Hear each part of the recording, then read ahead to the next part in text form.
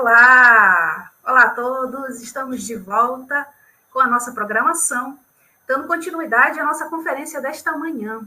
Hoje já é o nosso último dia, já vai deixando saudade, mas sempre com aquele sentimento de gratidão. E agora, encerrando esse terceiro bloco desta manhã, nós teremos a palestra com o tema Ressignificando os Pensamentos para a Cura Interior. Será apresentada pelo Rafael Siqueira, nascido em Itaperuna, reside atualmente em Niterói, ambas as cidades no estado do Rio de Janeiro, frequenta a Sociedade Espírita Fraternidade, em Niterói, casa fundada pelo médio e tribuno José Raul Teixeira. Rafael conheceu e passou a estudar a doutrina espírita em 1998, aos 18 anos. No ano de 2008, passou também a atuar no campo da exposição doutrinária. É advogado e estudante de psicologia, esposo da Gabriele e pai da Clara e do Chico. Então, nós vamos chamar esse querido companheiro que aceitou com gentileza, com todo carinho e atenção ao nosso convite. Rafael, seja muito bem-vindo. Muito obrigado e muito bom dia para todos vocês. Então, Rafael, eu vou deixar para você, esse espaço é todo seu, fique à vontade e nos conduza nesse tema tão importante, tão interessante. Com certeza. Meus caros amigos, minhas caras amigas, muito bom dia a todos. Que Jesus possa nos guardar e nos manter na sua paz. Quero registrar minha alegria por fazer parte dessa conferência espírita. Daqui de Niterói, interior do Rio de Janeiro, é bem verdade que distante por uma ponte da cidade do Rio de Janeiro. Hoje fazendo uma conexão com o estado do Pará, com esse estado tão rico, de gente tão boa, com tantas belezas naturais. Quero agradecer pelo convite e dizer aos namorados, já que hoje é Dia dos Namorados, feliz Dia dos Namorados. É muito bom apaixonar-se, é muito bom ter uma companhia para lidarmos aí com os dias da nossa atual reencarnação. Quando acordei hoje pela manhã, virei-me para o lado da cama e vi a minha namorada de há quase 20 anos, Dona Gabriele. E eu posso dizer para vocês que, se não fosse a Gabi, como eu a chamo, eu sequer estaria hoje com vocês fazendo essa conversa, porque, em verdade, nós não somos palestrantes espíritas, nós somos estudiosos do espiritismo que repartimos com aqueles que nos assistem o fruto dos nossos conhecimentos. Mas somos eternos aprendizes. E eu quero, de público, agradecer a Dona Gabriele pelos quase 20 anos e saudar a todos os namorados. O tema para a nossa reflexão da manhã é um tema bastante sugestivo, ressignificando os pensamentos para a cura interior. E eu quero caminhar com vocês aí por cerca de 1 hora, e depois, se houver perguntas, considerações, críticas, nós temos aí um espaço de 30 minutos para que a gente possa debater, tentar responder, se eu souber. Se eu não souber, eu deixo o meu contato, a gente responde depois, mas a gente caminha por 1 hora e os outros 30 minutos nós fazemos um bate-papo. Podemos ser assim? Então vamos começar. Inicialmente eu quero trazer 3 reflexões. 2 espíritas, uma não espírita, mas que evoca um grande filósofo, um grande poeta da antiguidade. E a primeira frase, o primeiro pensamento que eu quero trazer é um pensamento do benfeitor Emmanuel, constante lá do livro Pão Nosso, no capítulo 15, quando ele nos coloca da seguinte forma: todas as obras humanas constituem a resultante do pensamento das criaturas.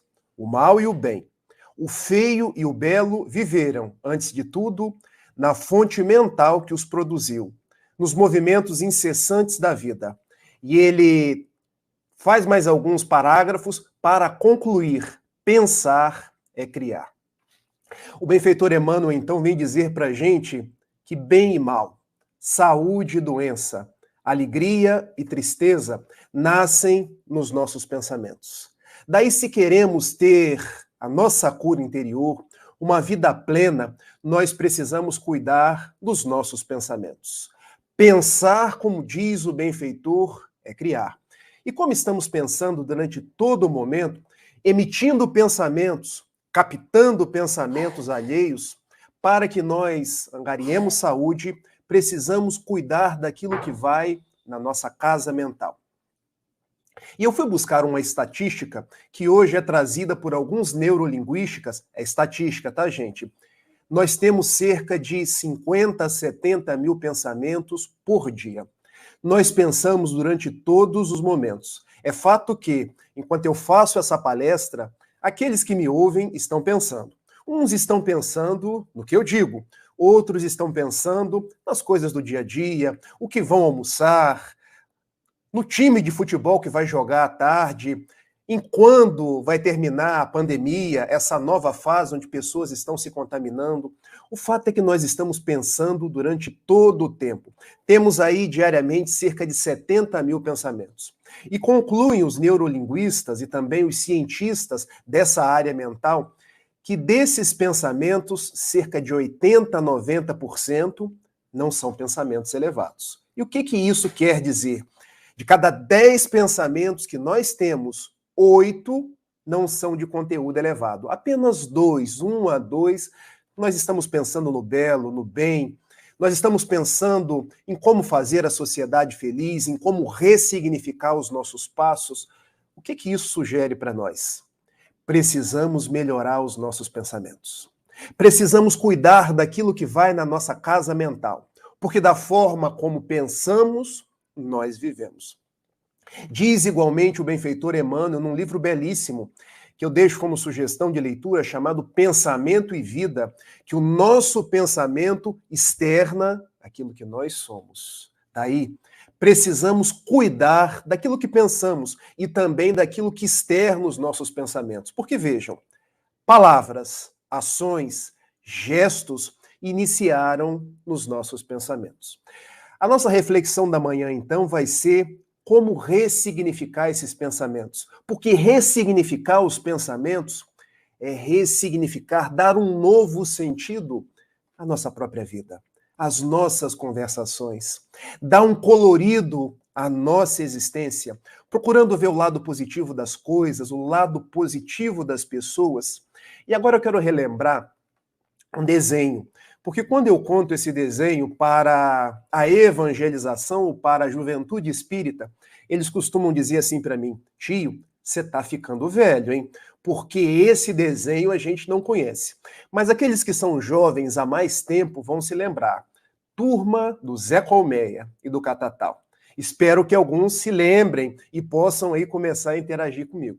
Porque na turma do Zé Colmeia e do Catatal, nós tínhamos 2 personagens que eram sintomáticos. É o Lipe, que era o leão da positividade, e nós tínhamos uma hiena reclamona, sempre de mal com a vida, chamada Hard. Hard do inglês quer dizer duro, difícil, pesado. E essa hiena, ela tinha uma forma muito característica de falar, porque ela andava com a cabeça baixa. Ó vida, ó céu, ó azar. E é curioso como nos dias de hoje a gente se aproxima mais da dimensão Hard, a hiena reclamona, do que da dimensão Lipe, o leão da positividade. Qual é a proposta? Ressignificar a nossa forma de pensar, para que mudemos a nossa forma de agir e alcancemos a nossa cura interior. Esse é o propósito de todos nós. Quando volvemos ao Sermão da Montanha, que está lá em Mateus e também em Lucas, mas nós preferimos a citação de Mateus porque é um texto mais didático, capítulos 5, 6 e 7 de Mateus. Jesus dizia para cada um de nós assim: os olhos são as janelas da alma.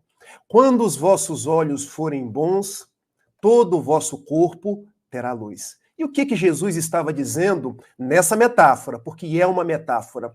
Somos nós que internalizamos os conteúdos da vida. Somos nós que, com os olhos, que são as janelas da nossa alma, vemos o belo e o feio. Vemos a saúde e a doença. E trazemos pelos nossos pensamentos tudo isso para a nossa vida. Então precisamos melhorar a nossa forma de enxergar, a nossa forma de lidar com as pessoas, a nossa forma de pensar. Porque a nossa mente, isso eu aprendi com José Raul Teixeira, um grande expositor espírita, que creio que todos vocês conhecem, mas para mim também quase que um pai. Que a nossa mente é tal qual uma poderosa estação de rádio, porque emite ondas e capta ondas. Se as ondas que nós emitimos são as ondas da positividade, nós estaremos sintonizando com outras mentes, com outros espíritos positivos, alegres, que vibram no mesmo diapasão que o nosso. Mas se os nossos pensamentos são aquelas antenas que emitem as ondas da tristeza, do desânimo, da falta de esperança, do desespero perante a vida, nós vamos sintonizando com outras mentes que estão na mesma sintonia que a nossa. Qual é a proposta? Sair da dimensão hard, da reclamação, ó vida, ó azar, para a dimensão lip. Passar a ver que a vida é bela, que as coisas que chegam para mim são para o meu bem, que Deus é bom, amoroso, justo e quer o meu melhor. E passar a dar um colorido à minha existência. E esse colorido com os meus pensamentos, com os meus olhos, porque a minha vida exterior reflete a minha vida interior. Então eu convido cada um de vocês a meditarem nos nossos pensamentos. Lembrem-se, 70 mil por dia. Como estão os meus pensamentos? Será que eu estou sempre reclamando? Porque há pessoas que reclamam sempre. Já pararam para perceber? Se está sol, reclama do calor. Se está chovendo, reclama da chuva. Reclama da outra pessoa porque o outro sempre é chato. Reclama da política, reclama da sociedade, reclama, às vezes, das próprias atitudes. Vamos fazer uma inflexão e começar a ver o lado positivo de tudo? Porque a vida traz aspectos positivos.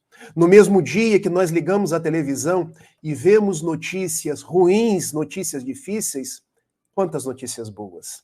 Quantas pessoas anônimas fazendo bem? Quantas pessoas que chegam até nós trazendo o seu melhor sorriso, nos trazendo um abraço, nos trazendo o colorido da sua positividade? Isso é ressignificar pensamentos, propósitos para a cura interior. Vamos procurar, ao lidar com as pessoas, ver o aspecto positivo de cada uma delas, porque elas possuem. E eu me permito contar uma história rápida para vocês, logo no início das nossas conversas.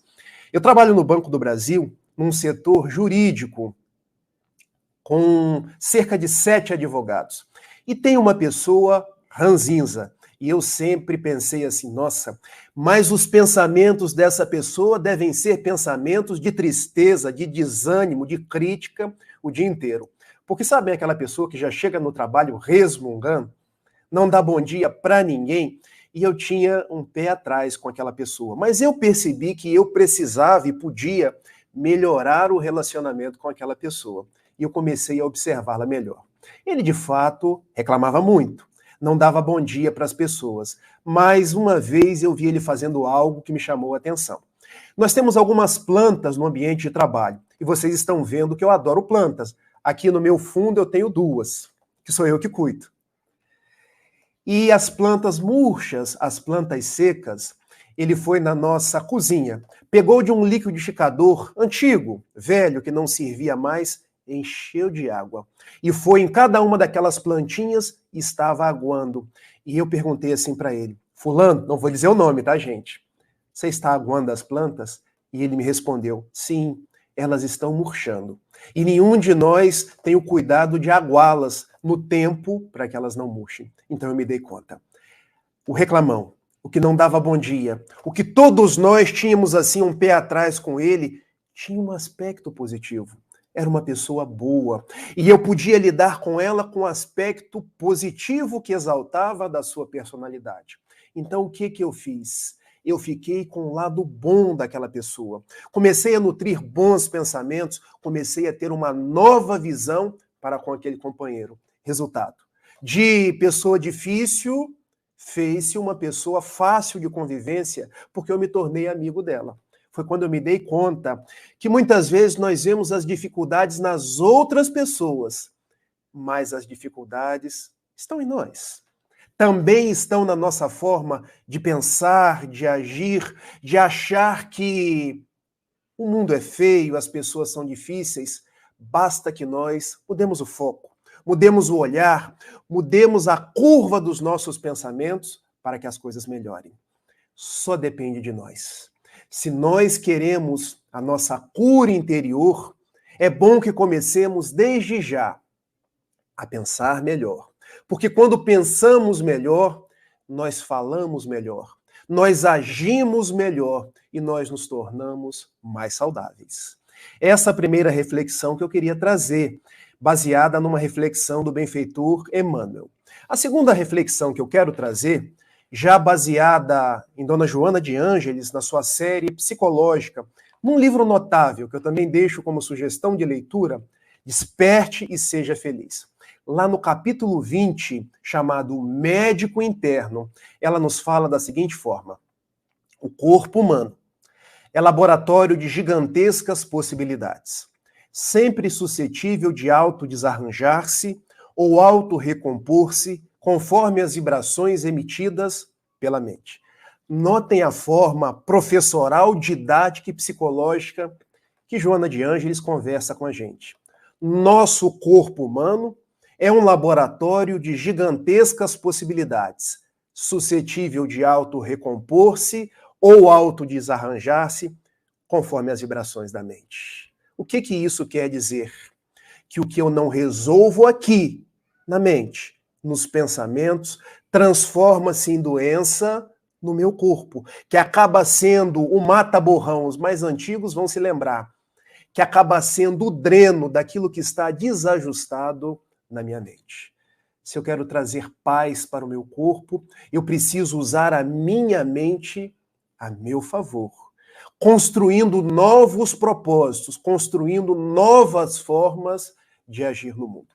E o mais curioso é que Joana de Ângeles chama essa página de médico interno. E por que médico interno? Porque existem os médicos externos, que todos nós precisamos. Precisamos ir a um ortopedista quando temos problemas ósseos, a um oftalmologista quando temos problema na vista. Muitas vezes precisamos ir num bom psicólogo. Eu estou fazendo psicologia hoje porque entendo a necessidade de nós falarmos da vida, conversarmos sobre aquilo que é as nossas dificuldades, mas Joana de Ângeles nos traz que também temos um médico interno, nós mesmos. Porque da forma como nós nos comportamos, nós vamos trazendo doença ou saúde para nós mesmos. E eu quero trazer logo, para fazer uma conexão com Joana de Ângeles, um outro pensador, a nossa terceira reflexão da parte inicial, chamado Juvenal. Juvenal foi um filósofo, um poeta, um contista romano que escreveu as Sátiras, livro que entrou aí para os anais da nossa história.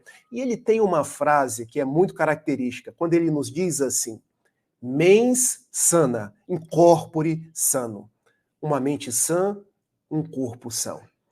O que eu trabalho na minha mente, eu vou ajustando no meu corpo. O que eu desarranjo na minha mente, eu vou desarranjando no meu corpo. É bom que nós passamos a pensar, então, que os nossos pensamentos têm o condão de torpedear as células, mas também têm o condão de propiciar que as nossas células, os nossos tecidos, se façam mais saudáveis. Está nas nossas mãos. É bem certo que isso é um processo. Nós começamos hoje na busca por ressignificar os pensamentos. E nós vamos, com o auxílio da doutrina espírita, com o auxílio do Evangelho de Jesus, nos tornando senhores daquilo que pensamos para angariar saúde para nós mesmos. Nessa segunda parte da nossa exposição, eu quero trabalhar algumas ressignificações que são possíveis de serem feitas. Meus amigos, está dizendo aqui que a minha bateria está acabando. Mas isso é fácil da gente resolver. É só eu ligar aqui na tomada. Eu achei até que tivesse ligado.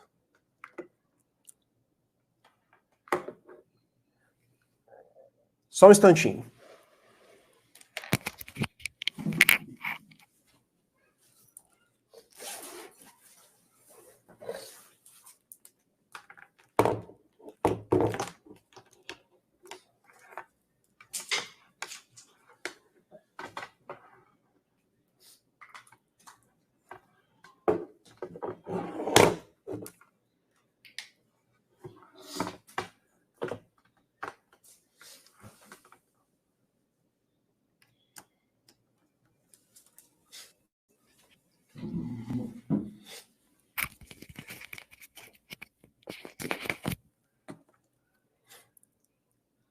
Voltei, acho que eu nem demorei muito. Peço desculpas a vocês. Eu arrumei esse computador ontem de noite. Fiz todas as ligações, testei tudo, mas esqueci de ligar a tomada. É curioso, né? Como nós nos equivocamos, como nós trazemos aí dificuldades no nosso dia a dia. Mas eu quero aproveitar essa própria ocorrência para dizer que, diante de uma situação que foge do nosso controle, a gente tem duas atitudes. A primeira delas: será que as coisas são para ficar no nosso controle? Nada pode sair do script? Ou será que a gente pode testar a nossa resiliência? A capacidade, diante de uma situação que aparentemente saiu do controle, a gente se reajustar, a gente se rearranjar, porque eu poderia, caramba, eu esqueci de ligar a luz, a palestra vai cair. Fazer um senho triste, ficar me lamuriando, mas não.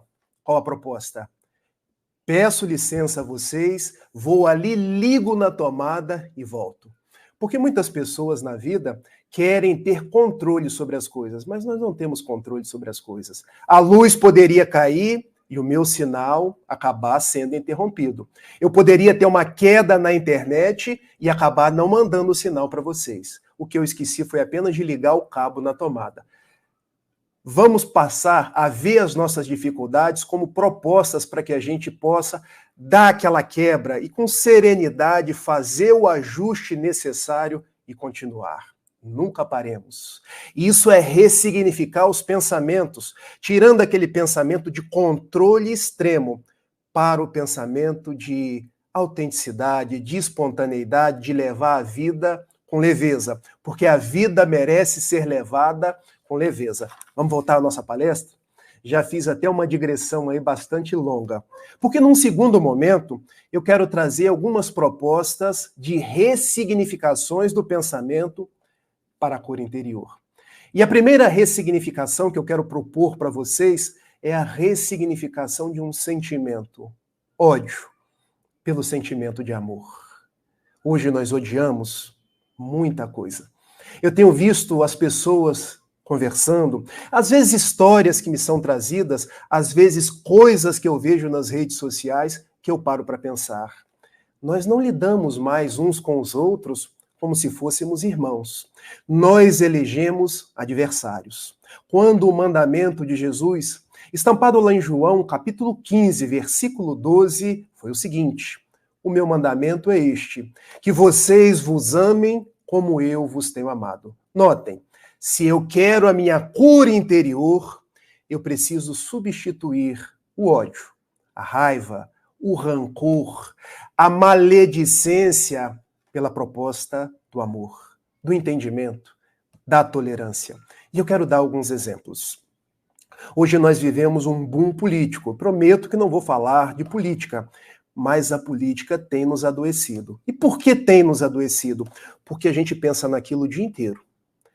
Quem vai ganhar as eleições, como vai ficar o Brasil, como vão ficar os relacionamentos. A gente lembra de 2018 e isso vai nos adoecendo. Por quê? Porque a gente fica dando murro em ponta de faca em algo que está sob o controle de Deus, que eu posso fazer a minha parte, buscar ser um bom eleitor, mas eu não vou conseguir resolver os problemas do mundo. O mundo segue um fluxo, segue um curso e as coisas vão melhorar. E o outro problema da política é que eu sempre acho que a minha forma de pensar, a minha forma de agir, aquele partido no qual eu voto é melhor do que a outra pessoa. É melhor do que a opção da outra pessoa. Então nós entramos em brigas, em desentendimentos que vão fazendo mal para nós mesmos. Qual a proposta? Olhar o outro ser humano como irmão. Ele tem o direito de votar diferente. Ele tem o direito de pensar diferente de mim. Até porque nós somos espíritos imortais. Cada um está num estágio. Cada um tem uma forma de entretecer a sua visão sobre o mundo. E não adianta eu querer que a minha mãe pense do mesmo jeito que eu, que o meu pai pense do mesmo jeito que eu. A minha condição é de amar o meu pai e a minha mãe. Por que eu estou dando esse exemplo? Porque eu nasci filho de uma mãe muito conservadora e de um pai muito progressista.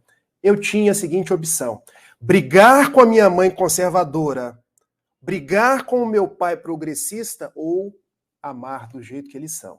Pensar que os meus pais me deram a vida e eu hoje estou encarnado falando com vocês porque um dia a dona Selenes e o seu Edson, de Itapiruna, no interior do estado do Rio de Janeiro, se uniram e propiciaram que o Rafael, um espírito endividado no plano espiritual, pudesse renascer.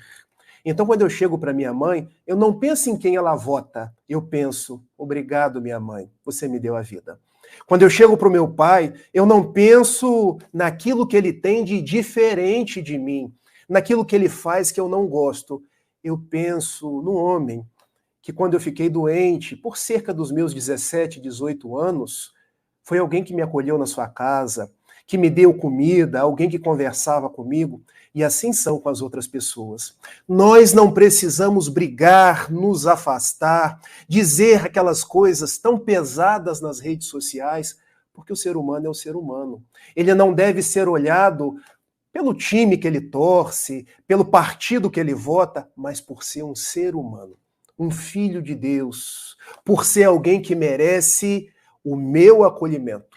Há uma frase do Chico Xavier que eu tomo como um lema de vida: o outro eu aceito do jeito que ele é. Homossexual ou heterossexual, torcedor do Flamengo ou torcedor do Vasco, vota na direita ou vota na esquerda, capitalista ou comunista, eu aceito do jeito que ele é, porque ele está no seu momento e eu tenho que dar a cidadania dele ser do jeito que ele é. A mim, eu olho para as minhas dificuldades e procuro me corrigir. Me corrigir, inclusive, na minha falta de tolerância para com as outras pessoas. Vamos substituir os pensamentos de ódio, os pensamentos de divisão para a cura interior. Há pessoas que estão adoecendo por política. Há pessoas que estão adoecendo por religião, por achar que a sua religião é melhor do que a outra, por achar que o outro não é filho de Deus. Quantos umbandistas, quantos filhos de religiões afro aqui no Rio de Janeiro têm sido perseguidos, têm sido apedrejados, porque têm uma religião diferente daquela que nós consideramos anormal. E essa palavra normal é uma palavra semanticamente incorreta, porque se a gente parte de uma semântica de normal, é como se o outro fosse anormal, e não é assim. Cada um tem uma opinião, tem uma opção. E a nossa religião não é a certa. É a forma que nós encontramos de nos religar a Deus. Substituir o pensamento da animosidade pelo sentimento da simpatia, da convergência, porque nós podemos convergir. Qual é o segredo da tolerância? Qual é o segredo da convivência? Eu estou há quase 20 anos com a Gabriele. Vocês acham que a gente combina em tudo? Não. Vocês acham que a gente está sempre de bem, que não há aquelas brigas, aquelas discussões? Não. De vez em quando existe uns arranca-rabos, o que é normal em todo relacionamento. Mas nós procuramos dialogar. Olha o diálogo. Porque se o meu pensamento é da belicosidade, eu não me abro para o diálogo. E a gente vai convergir naquilo que é mais importante. Diferenças nós temos, porque são as nossas singularidades, mas nós podemos convergir na beleza da conjugalidade, numa filha belíssima que nós temos, de nome Clara, na beleza de viver há 20 anos, um sendo o esteio do outro. E aí nós vamos entendendo que ao invés de construir muros, hoje as pessoas constroem muros. De um lado eu coloco quem eu acho que é comunista, do outro lado eu coloco quem é fascista. De um lado eu coloco quem é protestante, de outro lado eu coloco quem é católico. Vamos acabar com esses muros. Vamos construir pontes. Porque quando eu começo a construir pontes, os pensamentos estão gerando vida plena, vida saudável.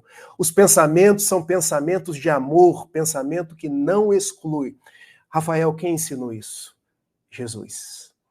Lá no Evangelho de Lucas, capítulo 15, quando ele nos narra 3 parábolas, e uma delas me é muito cara ao coração, porque ele narra de um pastor que tinha 100 ovelhas. Uma se perdeu. Ele deixou 99 no aprisco e foi buscar aquela que se perdeu. e colocou ela no ombro e trouxe de volta para o aprisco. E encerra a sua parábola dizendo: há mais alegria no céu pelo pecador que se arrepende do que pelos 99 justos que no céu já se encontravam. Notem, para Jesus não é importante se a ovelha é branca ou negra, se a ovelha vota na direita ou na esquerda, se a ovelha é homo ou heterossexual. Para Jesus, o importante é a ovelha, porque todos somos filhos de Deus. Então, se queremos saúde, precisamos substituir muros por pontes. Eu me lembro de um pensador francês, Teilhard de Chardin, que ele tem uma frase muito característica que dizia assim: para o alto, tudo converge. E eu, durante muito tempo, eu quis entender essa frase. Como assim, para o alto, tudo converge? Se estamos divergindo tanto, se estamos brigando tanto, é porque ainda não estamos caminhando para a luz. Nós podemos ter as nossas singularidades. A proposta não é fazer todo mundo igualzinho, uniformizado, mas convergir nas propostas em comum. E o que nós temos em comum? Nós acreditamos em Deus. Nós acreditamos na força do amor, na força do perdão. Nós acreditamos que o outro não é meu inimigo, não é meu adversário, mas alguém que merece o meu acolhimento. Isso é ressignificar os pensamentos para a cura interior. Isso é dar-se conta do poder do amor, tal qual Jesus, lá no capítulo 22 de Mateus, ele, conversando com os homens do templo, ele disse: toda a lei antiga e os profetas podem ser resumidas em 2 mandamentos. Amar a Deus sobre todas as coisas, amar ao próximo como a si mesmo. Olha o que Jesus nos disse. Se nós construirmos pensamentos de amor a Deus, porque se eu existo, alguém criou, devo ser grato a quem me criou. Mas Deus criou todas as coisas, então devo amar a natureza, a floresta amazônica que estua no estado do Pará. Devo amar o pé do açaí. Gente, eu adoro açaí.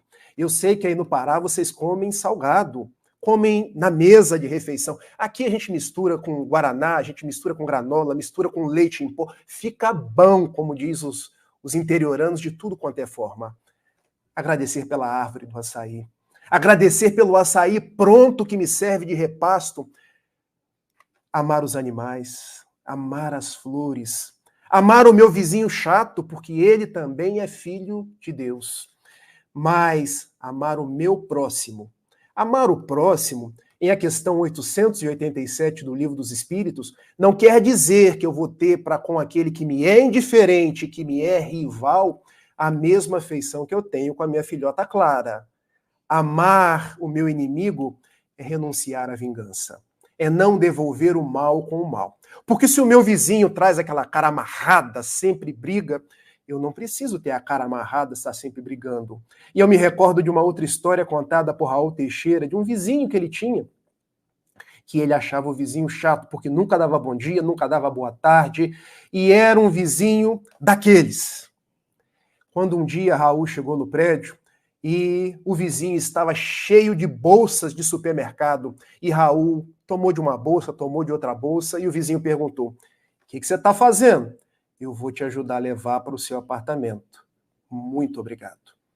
E depois daquele dia, era bom dia todos os dias, era boa noite todos os dias. De vez em quando o vizinho batia, está precisando de alguma coisa, porque às vezes nós estamos esperando a iniciativa do outro, quando a iniciativa está em nós. A força do amor. E para que a gente possa se dar conta dessa quinta força do universo, como diz Albert Einstein.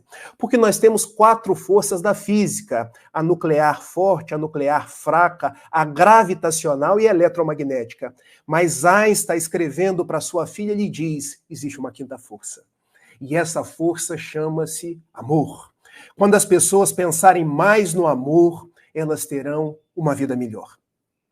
Eu quero contar uma história que foi narrada diversas vezes por Divaldo Franco, em que retrata um grande cancerologista americano chamado Bernie Siegel, quando um dia ele recebeu um homem de 78 anos chamado John Florio. E John Florio chegou no seu consultório com muitas dores, com muitas febres, não conseguia comer, porque tinha um processo de câncer no estômago e órgãos anexos. O doutor Bernie Siegel disse para ele, você tem um câncer. E John Florio tinha duas opções, ou ele pedia já morrer com a notícia, como nós muitas vezes já morremos antes do tratamento só com a notícia, ou encarar o tratamento. Doutor, um câncer, vamos cuidar. O doutor Bernie Siegel disse para ele, olha, nós precisamos fazer uma cirurgia de emergência, começar todo o processo da quimioterapia, da radioterapia, e ele, doutor, nós estamos na primavera. E o que tem a ver a estação do ano com o seu tratamento? Doutor, eu sou um floricultor. Eu não posso me operar na primavera, porque a primavera é o momento de eu interagir com as flores, de eu dar flores para as pessoas, de eu embelezar os caminhos, porque aqui onde nós moramos há muita neve. Então as pessoas precisam ver chegar a primavera para poder alegrar-se. E o doutor Bernie Siegel, sem entender aquela afirmação, o senhor não está entendendo. Se eu não te operar agora, você pode morrer dentro em 4 a 6 meses. E isso se não ocorrer uma síncope e você morrer imediatamente. Doutor, daqui a 8 meses, quando vier o inverno, eu volto. E o doutor Bernie Siegel pegou daquele prontuário, colocou na gaveta e pensou, esse não volta, esse morre antes. Passaram-se 8 meses, era inverno. Ele voltou ao consultório do doutor Bernie Siegel. Quando ele passou pela secretária, a secretária ficou espantada. Ele entrou e o doutor Bernie Siegel, quem é você? Eu sou John Florio. Eu tive aqui há 8 meses atrás, eu vim me operar. Sente-se. Primeiro eu quero que você me conte como você viveu durante 8 meses com um câncer tão cruel. Com um câncer já com várias metástases devastando o seu corpo. E John Florio respondeu, doutor, eu amo a vida. Eu amo as pessoas. Eu amo as minhas flores. Os meus pensamentos me trazem cura. E como você fazia todos os dias? Doutor, eu orava a Deus. Eu agradecia pelas coisas boas, agradecia pela doença. Porque se tem doença, doutor, doença não dá no pau. Ela deve ter um sentido para a minha vida. Então eu agradeci e depois eu conversava com o meu estômago. Você disse que eu tinha um câncer no estômago, eu conversava com ele. E o que você conversava com seu estômago? Você pode me dizer? Porque eu tenho pacientes que conversam com cães, que conversam com flores. Você é o primeiro que conversa com o estômago. Doutor, eu olhava para ele e dizia, olha, o doutor disse que nós temos um câncer, mas nós não vamos ser vencidos. Hoje você só pode comer o essencial. E eu estou determinando, aliás, nós estamos determinando que essas substâncias, esses vírus exteriores que estão abocanhando o nosso estômago vão sendo dispersados. E funcionava? Doutor, se funcionava eu não sei. Eu só sei que eu estou hoje aqui para me operar. Pode me operar, doutor? E foi feita a cirurgia, depois a quimioterapia, depois a radioterapia. John Florio, com 78 anos, ficou bom. Recebeu alta, o tempo passou. 6 anos correram na ampulheta do tempo. Quando ele resolveu voltar no Dr. Bernie Siegel. Quando ele passou pela secretária, ela não acreditou. Caiu da cadeira com as pernas balançando, achando tratar-se de um fantasma. John Florio entrou no consultório do médico e o médico olhou. Quem é você? Eu sou John Florio. Não, não é. É alguém fazendo-se passar por ele. E começou a discar 911, o número da polícia nos Estados Unidos. Doutor, não ligue para a polícia, porque se o senhor ligar para a polícia, o preso vai ser você por denunciação caluniosa. Eu sou John Florio. Sente-se e me conte. Como você viveu 6 anos com 1/4 parte do estômago, porque eu tirei 3/4 partes. Depois de um processo de radioterapia, de quimioterapia, doutor, eu nem ia voltar aqui hoje. Eu só voltei porque eu esqueci de perguntar o que eu posso comer. E o doutor Bernie Siegel, olhando para o entusiasmo, para a jovialidade daquele paciente, respondeu: o senhor coma aço inoxidável com alguma substância corrosiva por quem você nada faz mal. Ambos riram, deram-se um abraço. Agora me conte, como você sobreviveu 6 anos? Doutor, toda primavera eu coloco flores no caminho, eu converso com as pessoas e eu continuei orando. Já sei. Você conversava com o seu estômago todos os dias. E como você disse que eu tinha metástases, eu conversava com o estômago, conversava com o intestino, e o que você dizia? Bom, eu comecei a orar de uma forma mais assertiva, porque eu disse para eles assim: agora nós só temos 1/4 parte. Se a gente podia comer o necessário, agora a gente vai comer o indispensável para a vida. Mas não vai ser nenhum câncer que vai nos matar. E eu estou aqui, doutor. E eu quero te fazer um convite. Qual o convite?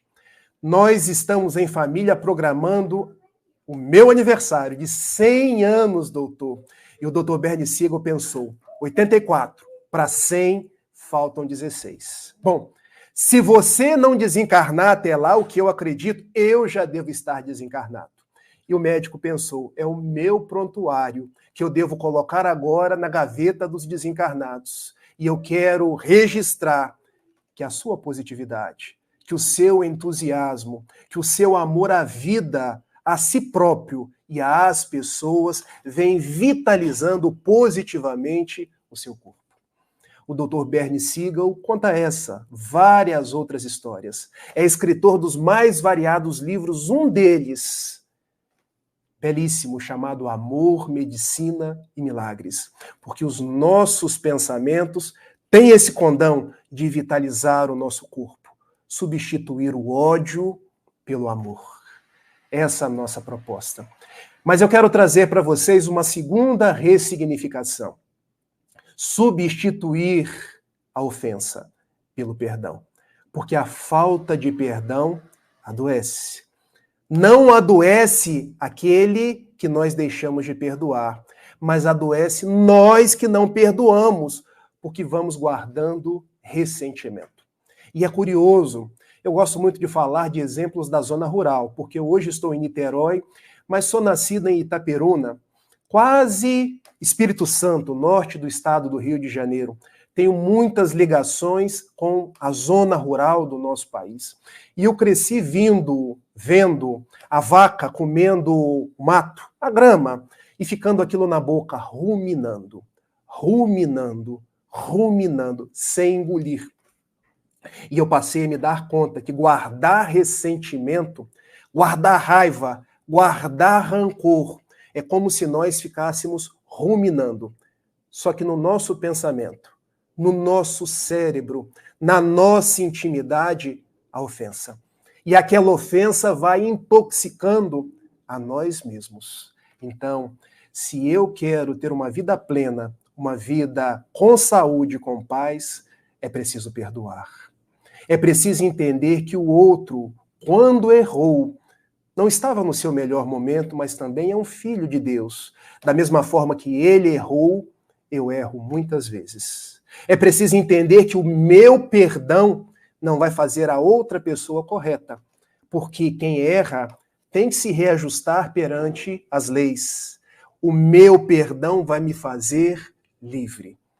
É preciso, então, relembrar do Evangelho de Mateus, capítulo 18, versículos 21 e 22, quando Simão Pedro vai até Jesus e pergunta: quantas vezes eu devo perdoar aquele que me agrediu?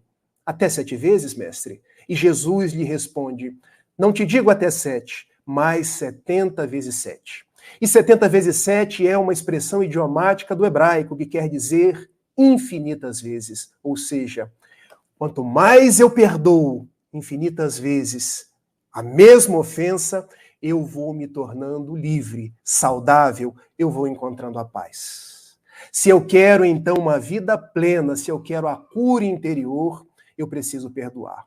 Mas muitas pessoas vêm e dizem, eu não consigo, porque eu não consigo esquecer a ofensa. E eu quero começar a desmistificar algumas coisas que a gente acha que é perdão, mas não é. Perdoar não é esquecer. A gente não esquece, a gente esquece quando tem algum problema fisiológico. O mal de Alzheimer, por exemplo, faz as pessoas esquecerem as coisas. Perdoar não é esquecer. Perdoar é lembrar sem guardar raiva, sem guardar ressentimento, sem deixar que aquela ocorrência me intoxique. Porque observem, se eu tenho uma pessoa que me agrediu, eu vou lembrar da ofensa, eu vou lembrar do agressor, porque esquecer é fenômeno da memória, mas eu posso tirar a carga daquele ato. Eu posso tirar a culpa daquela pessoa. Eu posso entender que o meu perdão faz bem para mim. Então, perdoar não é esquecer. Perdoar também não é fazer a outra pessoa correta. Não é dar uma carta de alforria para outra pessoa. Os que erram estão submetidos a uma lei de causa e efeito. Se a causa foi o mal, o efeito vai ser a reparação. Quando eu perdoo, a carta de alforria é para mim. Porque eu me liberto, eu avanço. Imaginem Jesus no alto de uma cruz, se ele, vou ver as contas contigo, Anás. Vou te perseguir, Caifás. Vocês judeus, vocês romanos, não. Pai, perdoa-os. Eles não sabem o que fazem. Daí, perdoar é entender que aquele que errou não sabia o que fazia. Assim como nós não sabemos, muitas vezes, o que fazemos quando nos equivocamos. Porque somos frágeis, nós não somos perversos. Então temos o dever de perdoar, assim como Deus nos perdoa em todos os momentos. Perdoar também não é negar o sentimento. Eu, estudando psicologia, eu venho entendendo que nós somos uma aluvião de sentimentos. E sentimento não é algo linear. Sentimento sobe, sentimento desce. Então não é querer de uma hora para outra ter aquela simpatia pela pessoa, aquela amorosidade. Isso não é assim, gente. Isso é construção. Isso é alimento diário.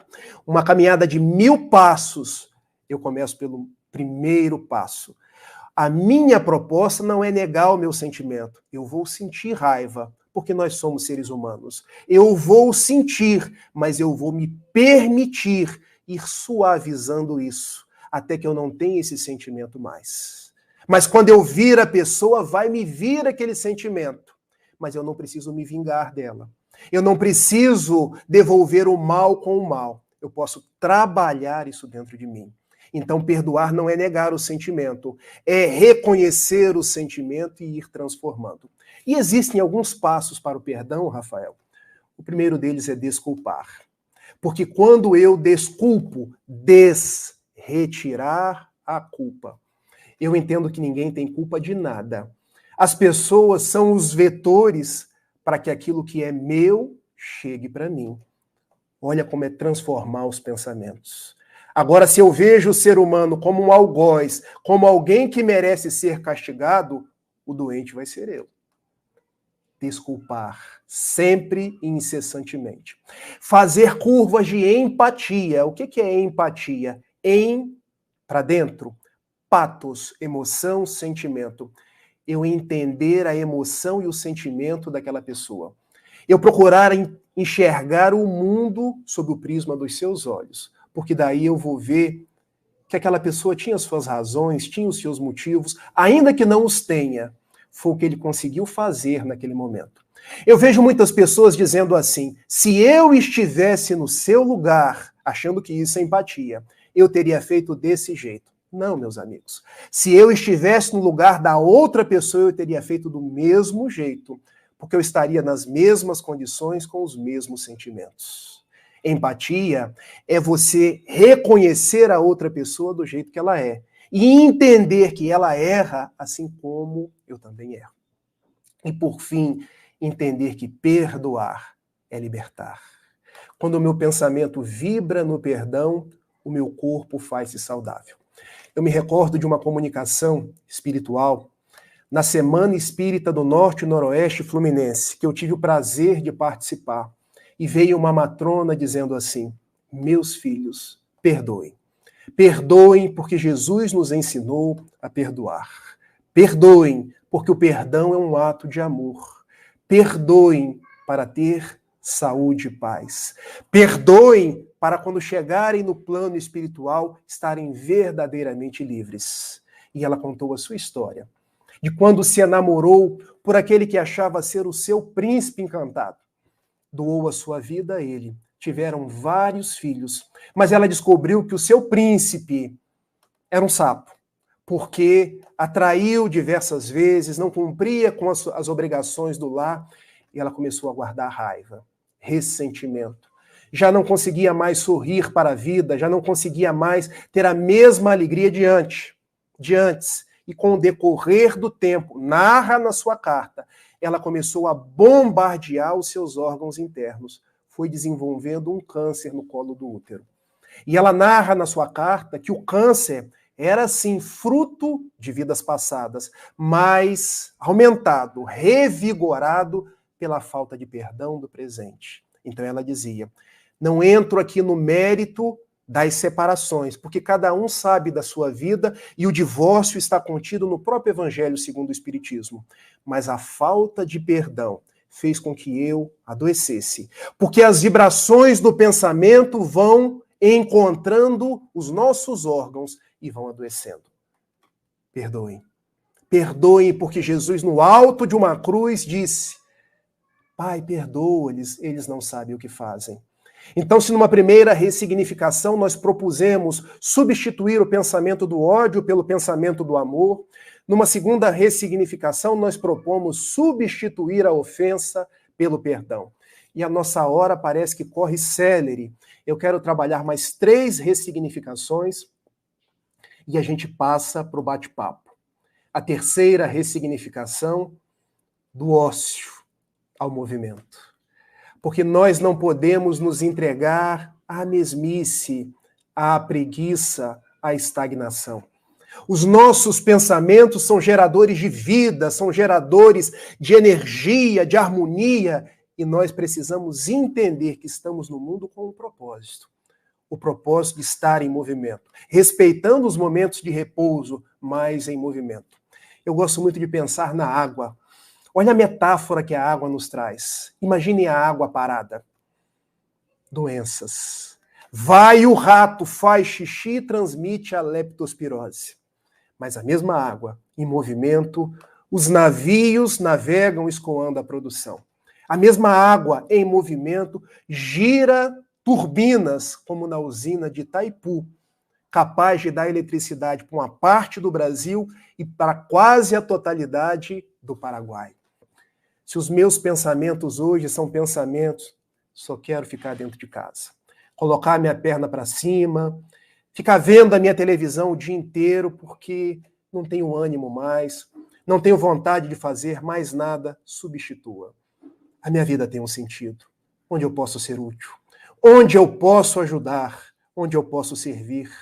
Quais caminhos eu posso colorir, ressignificar, onde as minhas mãos, que paradas, vão gerando artrite, artrose, onde as minhas mãos podem servir.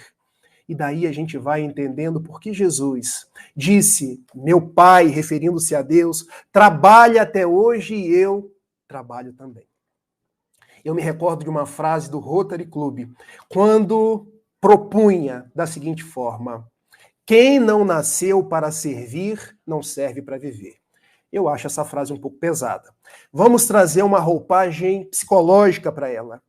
Quem não nasceu para servir, para estar em movimento, para devolver à vida todo o bem que a vida tem nos dado, ainda não aprendeu a viver.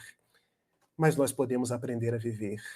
Nós podemos entender que a nossa estada no mundo tem a estada do movimento, da energia, da alegria, que doutrina espírita não é para ficar só nos limitando, porque eu vejo espíritas com medo, espíritas que vão baixando o senho como se só houvessem obsessores, só houvesse o umbral. Não. Também existem os obsessores e o umbral. Quantos benfeitores nós temos? Quantas paragens espirituais de beleza, quantas coisas no mundo eu posso fazer para que a minha vida seja plena, seja uma vida em movimento. Quantas pessoas eu posso abraçar. Quantas pessoas, pela força do meu sorriso, eu posso edificar. E eu me recordo de um cantor aqui das terras do Rio de Janeiro que ele dizia, sorria sempre. O sorriso é a alegria que contagia o triste que chora. Que caridade nós podemos fazer com um sorriso? E no último final de semana, eu tirei fotos, porque eu adoro tirar foto com as pessoas, colocar nas redes sociais, porque rede social é para a gente colocar coisa bonita, coisa que eleva. E eu perguntei, fulano, você não dá um sorriso? Ele respondeu assim, eu tenho sorriso congelado. E eu perguntei, quem congelou o seu sorriso? Ah, não foi a doença. Não, nenhuma doença é capaz de congelar o seu sorriso. Nenhuma tristeza é capaz de te colocar numa situação de 2 de copas, fechado para a vida, fechado para o mundo. Vamos sorrir.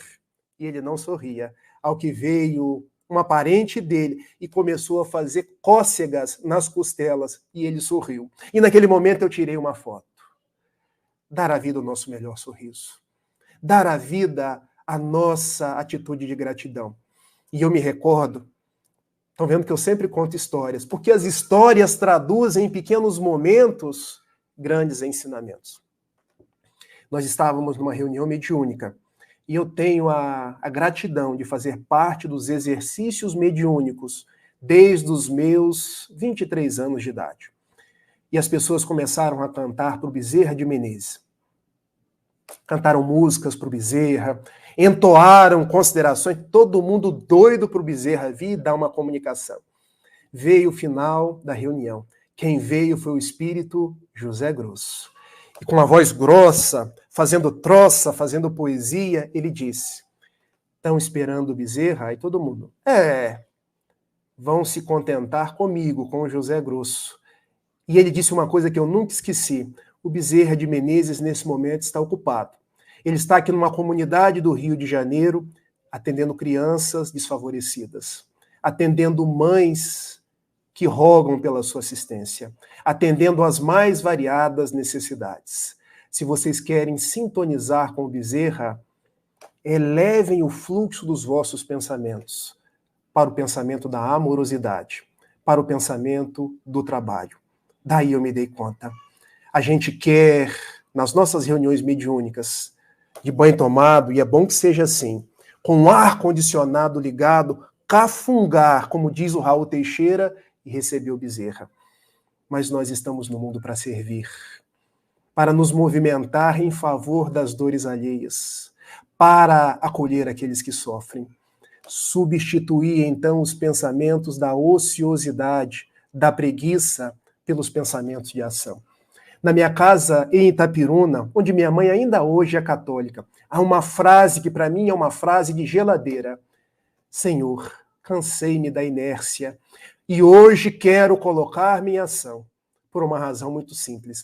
Cabeça vazia, diziam os antigos. Oficina do diabo. Oficina da obsessão.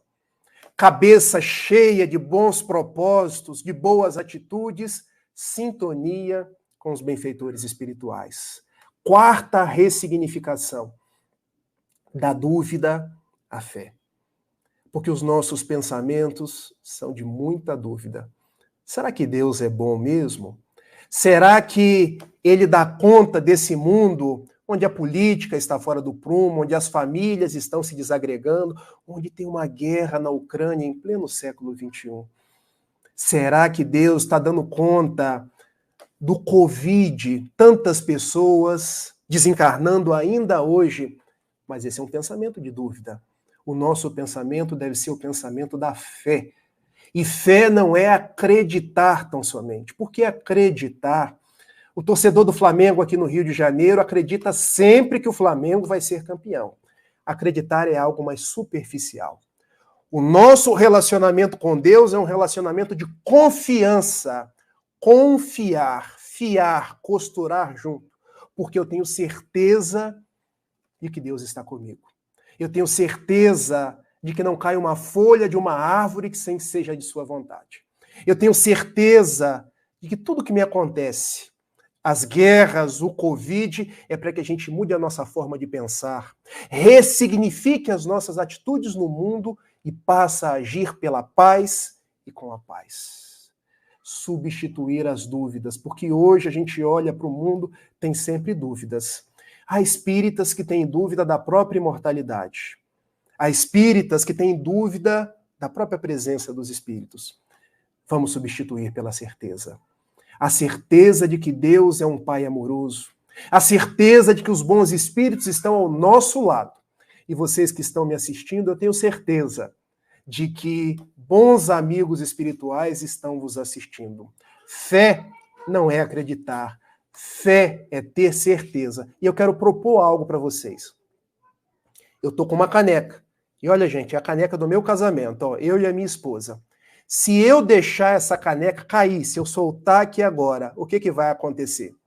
Vocês vão me responder assim, Rafael, ela vai cair e vai quebrar, porque é de porcelana. E a pergunta, vocês acreditam ou vocês têm certeza? Se eu visse a resposta de vocês, ela seria, eu tenho certeza. E como vocês têm certeza? Existe uma lei da física chamada gravidade. Se eu soltar, essa força impulsiona para um centro. Curioso. Nós temos certeza de uma lei da física e não guardamos a mesma certeza do amor de Deus. Substituir a dúvida pela fé. Por isso, Francisco de Assis, quando enunciou a sua oração, Senhor, onde houver dúvida, que eu leve a fé. E a quinta ressignificação, para que a gente possa encerrar, das trevas para a luz. Porque os meus pensamentos ainda são pensamentos de trevas. Tanto isso é verdade que quando eu vou orar, eu costumo orar do seguinte jeito. Vamos elevar o teor dos nossos pensamentos. E um dia, numa reunião mediúnica, uma entidade espiritual me perguntou, por que vocês oram sempre falando, vamos elevar o teor dos nossos pensamentos? E eu respondi, não sei, não me dou conta. É porque no ordinário os vossos pensamentos não estão elevados. E vocês só querem elevar no momento da prece. Mas é preciso que os vossos pensamentos estejam mais sintonizados com o alto. Porque hoje nós podemos até ver trevas. Porque quando vemos um país invadir o outro, matar crianças, mulheres, idosos, isso é a treva. Mas a treva é exterior.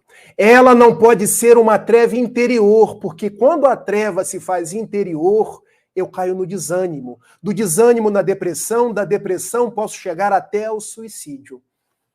Que os meus pensamentos de trevas possam converter-se em pensamentos de luz. Entender, há guerra, mas há pessoas ajudando aqueles que estão em guerra.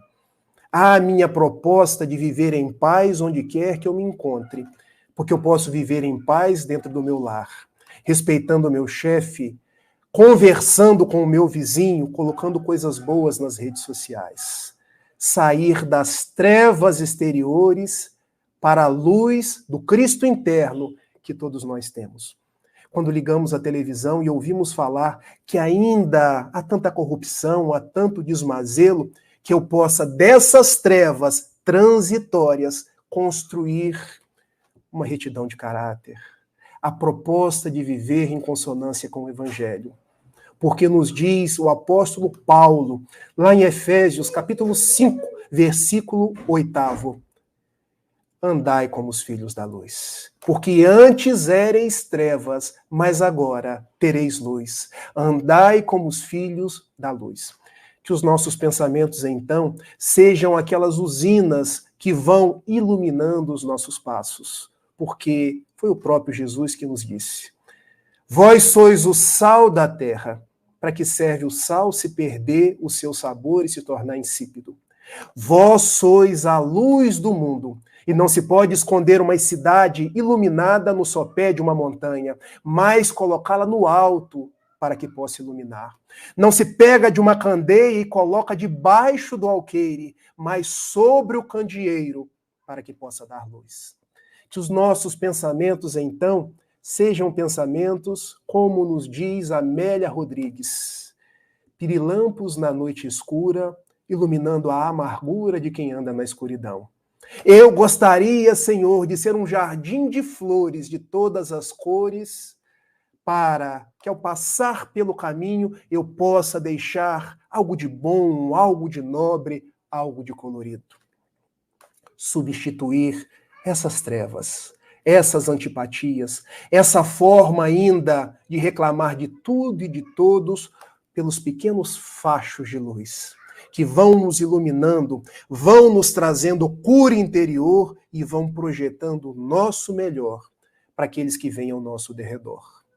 Eu agradeço a cada um de vocês, agradeço o convite por estar na primeira vez na Conferência Estadual Espírita de Castanheira, no Pará, tomando esse açaí à distância e termino com a oração da ressignificação dos pensamentos, proposta pelo benfeitor Emmanuel na psicografia de Francisco Cândido Xavier, quando ele assim escreve: Senhor, ensina-nos a orar sem esquecer do trabalho, a dar sem olhar a quem, a servir sem perguntar até quando, a sofrer sem magoar seja quem for, a progredir sem perder a simplicidade, a semear o bem sem pensar nos resultados, a desculpar sem condições, a marchar para a frente sem contar os obstáculos, a ver sem malícia, a escutar sem corromper os assuntos, a falar sem ferir, a compreender o próximo sem exigir entendimento, a respeitar o semelhante sem reclamar consideração, a dar o melhor de nós além da execução do próprio dever, sem cobrar taxas de reconhecimento. Senhor, favorece em nós a paciência para com as dificuldades dos outros, assim como precisamos da paciência dos outros para com as nossas próprias dificuldades. Ajuda-nos para que a ninguém façamos aquilo que não gostaríamos que nos fosse feito, e auxilia-nos sobremodo a ressignificar os nossos pensamentos, visando a nossa cura interior, quando entenderemos que a nossa felicidade mais alta será aquela de cumprir-te os desígnios, onde como queiras, hoje, agora e sempre. Se tiver alguma pergunta, alguma consideração, e eu souber, eu respondo. Se não, eu repasso aos benfeitores espirituais ou aos universitários que estiverem presentes. Muito bom, Rafael, muito bom. Maravilhosa palestra, muito obrigada. E nós temos algumas perguntinhas assim para fazer para você. A gente vai começar logo com a primeira. Vamos tentar ser leves, tá, Rafael? Vamos tentar. A pergunta da Luísa Torres, ela pergunta: eu já li que o cerne das nossas doenças seria no nosso pensamento. Podemos, então, plasmar em nosso corpo doenças por causa dos nossos pensamentos negativos?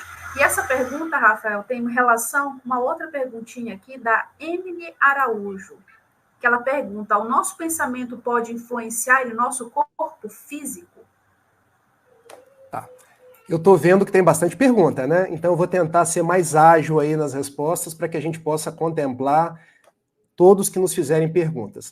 Eu quero agradecer a essas duas participações, quero abraçar essas duas companheiras, pedindo a Jesus que as abençoe e abençoe os seus passos e nós possamos prosseguir em paz. Sim, o que é um pensamento? O pensamento é a externalização daquilo que vai do próprio espírito. Ou seja, o meu pensar é uma externalização do meu pensamento, que é a minha essência, que é o ser inteligente que eu sou. Então, o pensamento começa no espírito, ele se canaliza pelo perispírito até chegar nos meus órgãos corporais, o meu cérebro, e ganhando os meus órgãos físicos, que acabam sendo aí o escoadouro do tônus daquilo que eu pensei, da forma como eu penso. E esse pensamento, ele tem o condão de agir no espaço, de agir no meu corpo físico, de acordo com o teor dos meus pensamentos, eu posso gerar saúde e posso gerar doença. Eu posso construir ódio e erigir a paz. Eu posso construir a beleza e construir aquilo que ainda não é belo. E por que tudo isso? Muitas pessoas acham que pensar é algo interior. Mas quando nós lemos a literatura de André Luiz, na série No Mundo Espiritual, André Luiz coloca pra gente em tintas que nós podemos entender que o pensamento, ele vibra na estrutura primitiva de onde nasce todas as outras coisas, que é o fluido cósmico universal. Ou seja, um pensamento e uma vontade que emanam de nós, vibram no fluido cósmico universal e podem desandar doenças e construir saúde. Para que vocês tenham um exemplo disso, o que a gente faz quando entoa uma prece? Usa o nosso pensamento e a nossa vontade em favor de alguém. Pedindo aos benfeitores espirituais, emanando as nossas melhores vibrações. O que a gente faz nas reuniões de vibração na casa espírita? Quando a gente lê os nomes, lê os endereços, às vezes as pessoas estão nos hospitais, construir energia que parte da nossa mente, vibra no fluido cósmico universal, é aí catalogada pelos benfeitores espirituais e levada para aqueles que sofrem. Daí, da forma como nós pensamos, nós estamos trazendo saúde ou doença. Tanto que a psicologia hoje, a própria psiquiatria, vem construindo um ramo de doença chamada psicossomática. O que é psicossomática? Psico, mente, e eu poderia dizer espírito, soma, corpo. Muitas das coisas que eu tenho no corpo nasceram da minha mente. Não todas, tá, gente? Existem doenças que são eminentemente orgânicas, mas existem coisas que nascem do nosso cérebro, da nossa mente, das vibrações dos nossos pensamentos. Eu quero dar um exemplo. Pessoas que têm muita raiva, muita belicosidade, já se chegou a algumas conclusões que isso vai bombardeando o nosso estômago. Então podemos ter problemas de azia, de refluxo, problemas de úlcera, e isso pode ser a causa principal ou uma causa secundária. Há pouco tempo atrás, eu vi um estudo na televisão, belíssimo, em que os cientistas disseram que muitos cânceres, eles são estimulados, são potencializados por pessoas que guardam muito ressentimento, que não conseguem perdoar, porque as vibrações emanadas pela mente já pegam uma célula que está depauperada e acaba depauperando ainda mais. Tanto que há um post nas redes sociais dizendo assim: o que eu não resolvo aqui transforma-se em doença no meu corpo. Daí nos diz o benfeitor André Luiz, cuidemos da nossa casa mental. Porque a nossa casa mental é onde encontra-se o arquivo dos nossos pensamentos, que são os registros do nosso espírito, trazendo doença, trazendo saúde, trazendo bem, trazendo mal. Muito obrigado pelas perguntas. Muito bom. Nós temos também outra perguntinha aqui. É da Elizabeth Amélia. Bom dia, amados. Como curar o luto? Passo por 4 lutos, só choro. Estou muito triste e doente. Grata. Ela é de Morumbi, São Paulo. Quer ficar comigo na tela aí? Pode ficar. A sua companhia me traz mais inspiração. Vamos lá. Elizabeth Amélia, muito obrigado pela sua pergunta. Que Jesus te abençoe, minha amiga. Eu peço aos benfeitores espirituais que possam cuidar daquele que desencarnou, porque apenas desencarnou. Voltou para o nosso lar verdadeiro, que é o lar espiritual. E que possa te auxiliar a cuidar dos seus sentimentos, da sua forma de lidar com esse luto. Veja, o que o luto representa? Muitos de nós espíritas achamos que por ser espírita, por crermos na imortalidade da alma, nós não passamos pelo luto, o que não é correto. Nós temos o luto, passamos por aqueles dias em que sentimos a falta da pessoa, em que não temos mais a tangibilidade física, e é normal a gente ter aqueles primeiros dias, às vezes algumas semanas, de uma certa tristeza, de um certo descontentamento. O luto só se torna, vamos dizer assim, sintomático quando ele começa a aguardar muito tempo. Ultrapassa meses, chega a anos.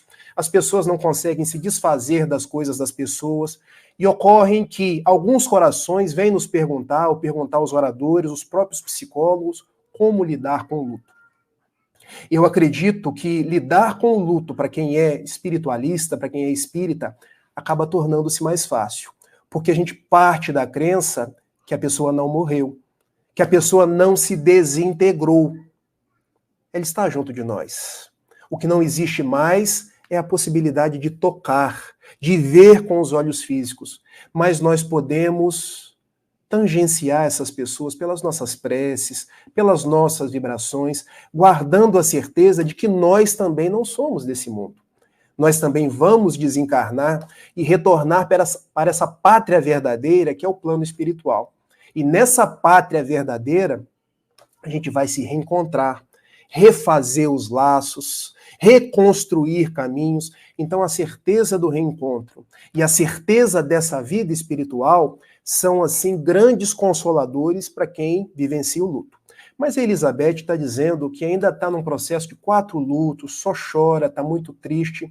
Eu aprendi com a psicologia e a própria psiquiatria que a gente deve substituir a ausência pela presença. Notem, eu não estou aqui desmerecendo a dor de ninguém, porque dor a gente não faz palestra, dor a gente acolhe, porque é diferente. E o que é substituir a ausência pela presença? Ao invés de eu só me lembrar da ausência, eu possa trazer a presença dessas pessoas. Tipo, se desencarnou meu pai. Primeiro eu parto da pressuposição de que ele está vivo, de que eu vou reencontrá-lo. Mas ao invés de eu ficar lembrando que ele morreu do dia da sua morte, do dia do seu enterro, deixa eu lembrar do pai que ele foi, o pai que me pegou no colo, o pai que me ninou. Deixa eu lembrar dos momentos felizes, porque fazer vivo os momentos felizes acaba tal qual numa balança. Eu vou substituindo a ausência pela presença. Se desencarnou um filho, deixa eu lembrar dos momentos em que aquele filho me abraçou, dos momentos que nós vivemos juntos, das lembranças positivas, ao invés de só lembrar dos dias da Covid, dos dias da desencarnação, dos dias do enterro. Isso está dentro das possibilidades do nosso pensamento.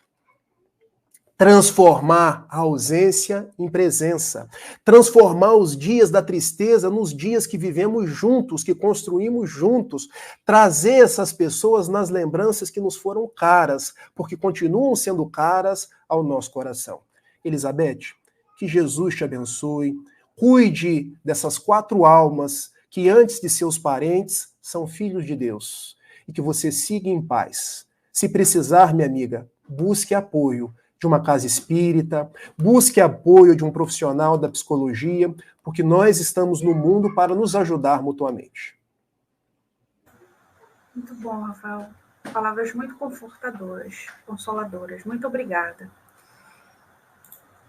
A Sandra Santos, ela pergunta: por que não consigo sustentar a longo prazo o objetivo de elevar o pensamento?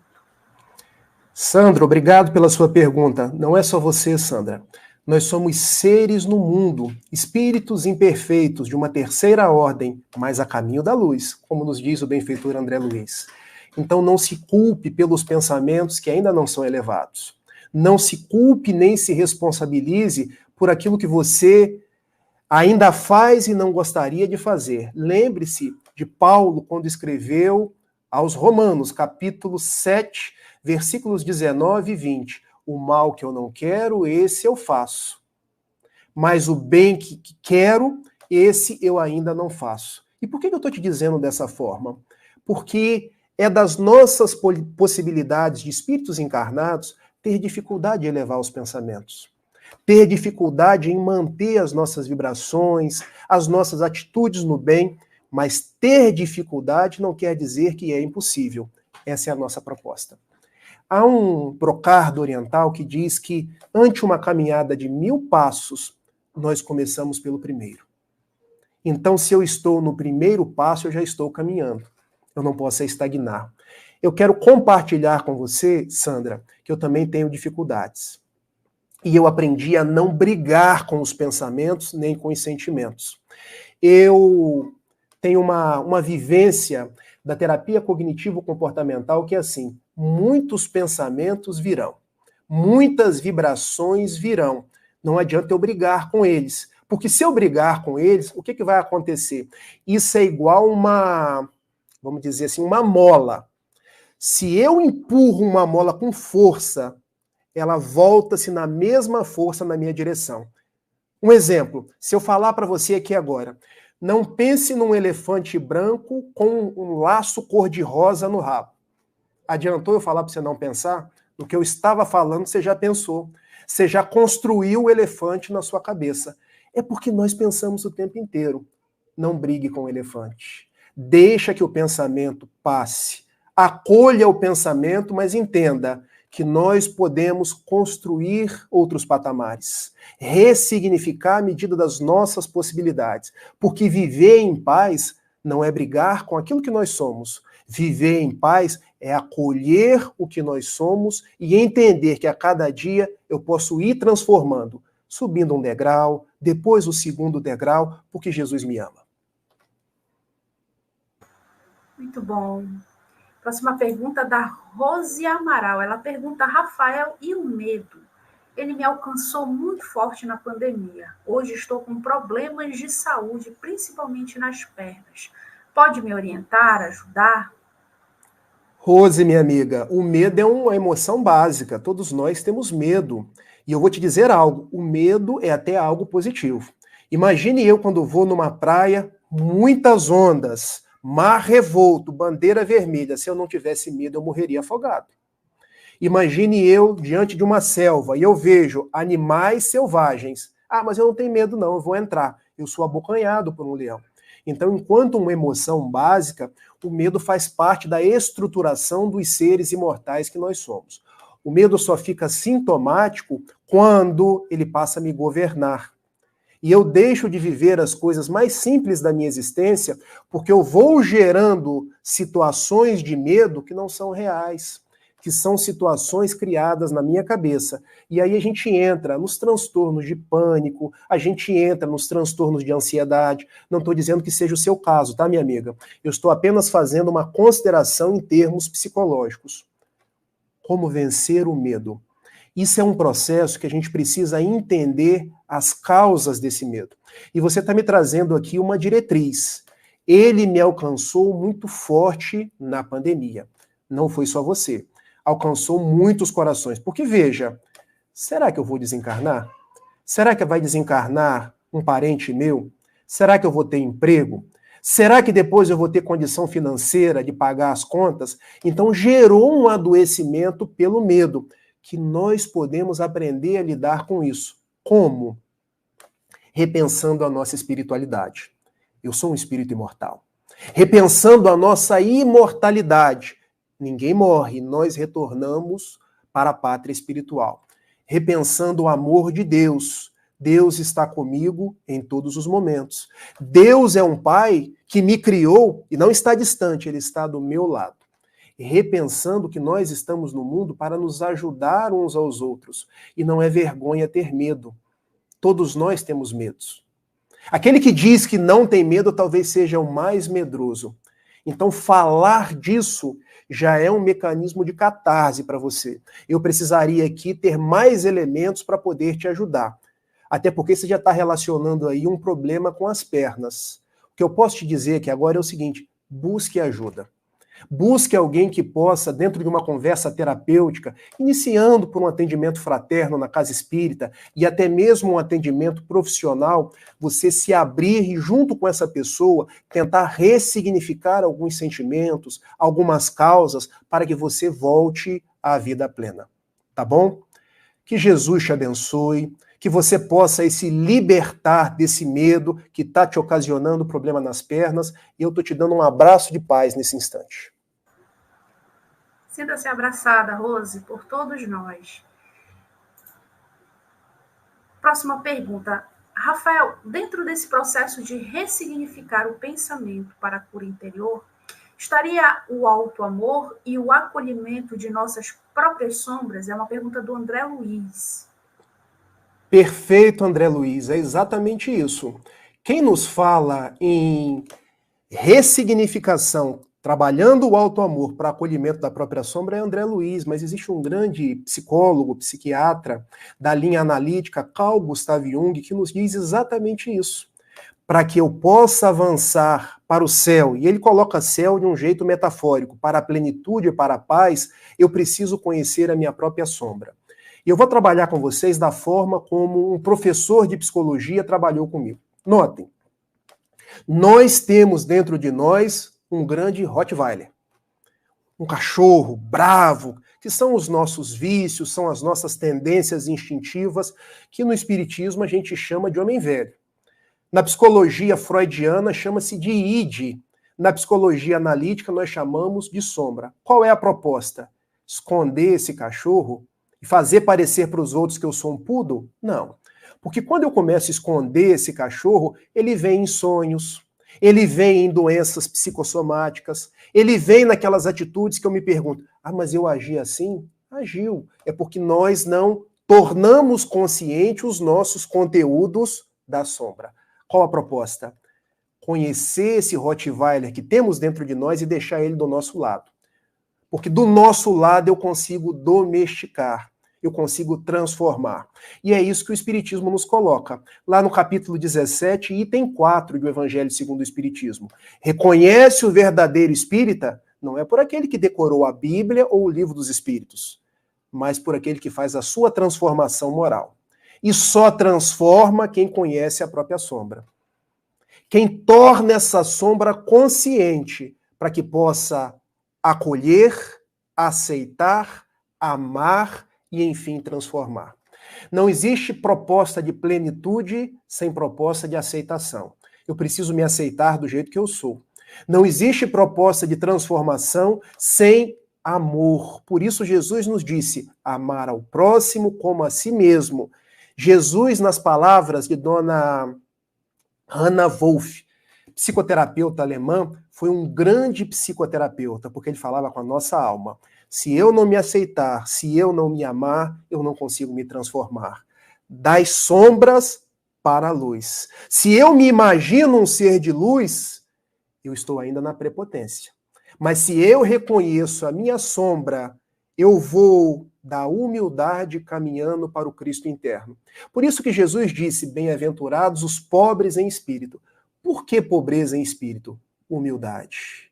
Humildade de reconhecer-se um devedor, um pecador, para poder caminhar sob as luzes do Evangelho de Jesus. Muito bom. Nós estamos nos encaminhando para o final, mas a gente tem uma última perguntinha para você. O Paulo Coimbra pergunta, quando Jesus recomenda vigie os pensamentos, seria uma lição do primeiro passo para a ressignificação do pensamento e, consequente, a nossa cura interior? Muito obrigado pela sua pergunta, Paulo Coimbra, por fazer parte dessa conferência no estado do Pará, que me traz muita alegria. Essa citação está lá em Marcos 13:33. Olhai, orai e vigiai. O que Jesus quis nos dizer? Nós somos seres imortais. Nós conhecemos apenas a ponta do iceberg, mas existe toda uma grande parte do iceberg que está submerso. Por que olhai? Eu não preciso olhar para o outro, eu preciso olhar para mim mesmo. Lançando as sondas na minha intimidade. Por que orar? Por que orar? Eu elevo as minhas antenas para comungar com o alto. Não há uma única prece que não seja atendida. Através da oração eu me vinculo aos benfeitores espirituais. Por que vigiar? Não é para vigiar a outra pessoa. É para entender que eu tenho essa parte instintiva dentro de mim, que eu preciso canalizar para as forças do bem. Eu uma vez recebi uma carta do benfeitor Camilo que ele dizia assim, meu filho, transformai o pequeno córrego de água que brota das nascentes do seu coração e encaminha-o para o mar da vida, que é Jesus de Nazaré. Mas para isso eu preciso vigiar, porque durante o percurso desse pequeno córrego terão tempestades, terão pedrouços, terão pessoas que tentarão me desviar o caminho. Mas se eu tenho um foco, se eu tenho um norte, se eu tenho uma estrela a guiar os meus passos, Jesus de Nazaré, eu sigo em frente. O que Jesus estava tentando nos dizer é, vocês vão cair, mas com vigilância vão se levantar. Vocês vão ter dificuldades, como eu tive. João capítulo 16, versículo 33. No mundo tereis aflições, mas tende bom ânimo, eu venci o mundo. Então vigiar é ter esse sentimento interno de que Jesus teve aflições, mas ele não foi vencido pelas aflições. Ele venceu as aflições e saiu soerguido do mundo. Então, vigilância é sim um roteiro para a nossa cura interior. Nós estamos a caminho. Eu aproveito para abraçar a cada um de vocês, abraçar os companheiros do Pará e desejar a todos um excelente dia, um bom dia dos namorados e que Jesus nos guarde e nos mantenha na sua paz. Muito obrigada, Rafael. Obrigada pela sua palestra, pelas suas palavras. Foram muito, muito boas e muito importantes para nós hoje, nesse dia. E trouxe muito alento, tenho certeza, muito conforto a muitas almas queridas que estão nos acompanhando. Só temos a te agradecer mesmo. A gente ia pedir para você fazer as considerações finais, mas você já meio que já fez agora no finalzinho. A gente só tem para te agradecer. Eu quero agradecer também todo mundo que acompanhou esta manhã, esse terceiro bloco. Muito obrigada. Você aí que é de Minas Gerais, São Paulo, Rio de Janeiro, Bahia, aqui de Castanhal, Pernambuco, Rio Grande do Norte, Belém. Muito obrigada pela sua participação. E olha, eu quero já deixar o convite aqui para vocês, que mais tarde, daqui a pouquinho, às 15 horas, nossa querida companheira Juscelma Coelho vai estar conosco, falando sobre o Evangelho como medicamento para a alma. Logo em seguida, nós teremos a palestra da Denise Lino, falando dos trabalhadores da última hora, encerrando o quarto bloco, encerrando esse bloco de palestras que nós tivemos durante a nossa conferência, para que mais tarde, às 19 horas, nós teremos o segundo e último painel de diálogo, que tem como tema principal mente sadia e corpo saudável para um mundo de regeneração, que vai ser com nossos convidados, Dixon Barreiros e Kátia Cordovil. Gente, eu só tenho a agradecer a todos e a você, Rafael. Muito obrigada mesmo. Então, meus amigos, nos encontramos daqui a pouquinho para mais conversação e para mais luz que essa conferência está trazendo para a gente. Fiquem com Deus e até logo. Tchau, tchau. Esteja sempre em contato com o bem. No site e no aplicativo da Web Rádio Fraternidade, você encontra orações diárias, palestras e estudos que te sintonizarão com os ensinos do Cristo. Para acessá-los, basta entrar no site www.radiofraternidade.com.br ou baixar o aplicativo da Rádio Fraternidade. Neles, você pode ouvir a rádio em tempo real ou acessar o nosso acervo. Web Rádio Fraternidade, a emissora do bem na internet.